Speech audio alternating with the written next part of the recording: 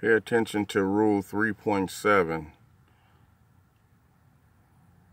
When a lawyer makes himself a witness. People, look that up. You'll see. Look it up. It's a conflict of interest.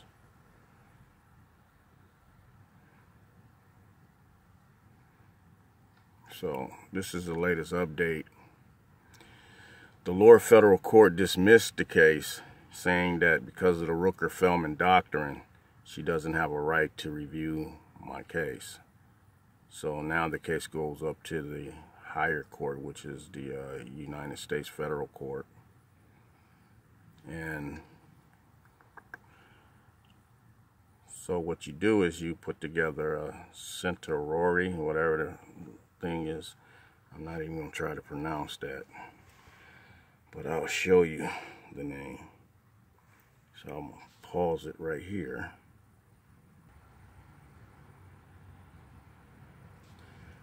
So you have to put one of these together when you go into the U.S. court. See up here. These are the defendants.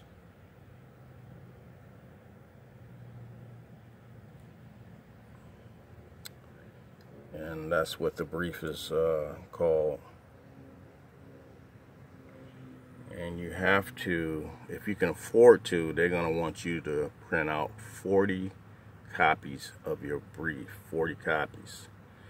But you don't have to print out 40 copies if you're requesting a fee waiver.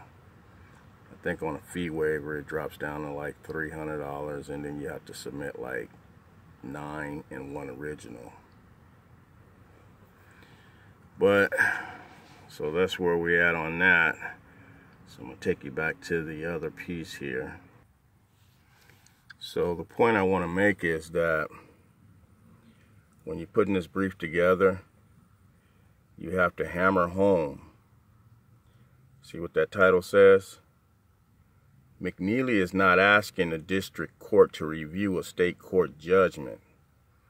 The Rooker-Feldman doctrine does not apply. And the reason that title is because if they think you're going after the judge in the state court, that Rooker-Feldman doctrine is going to kick your case out. It's going to bar you. It's going to bar you. So you have to be very clear in what you're saying. And so that's why I put that as a title. I am not asking the district court to review the state court judgment. Because remember the Kurgaskian case? I'll show you the case. Okay, so that Kurgaskian case was a 9th Circuit case, remember? Here it is. Kurgaskian. TMSL. It's a 9th Circuit case.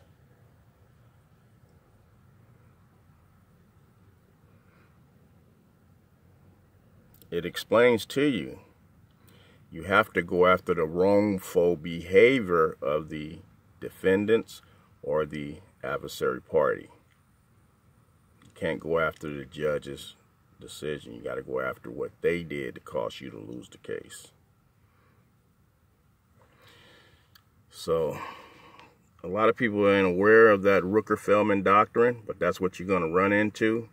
And that's the reason I'm putting this video out. So when you go Google Rooker-Feldman doctrine, you're going to see this video and you're going to know they're not going to be able to kick you out of the federal court because you know about this Kurgaskian case and you know how to challenge it because you're not going after the judge.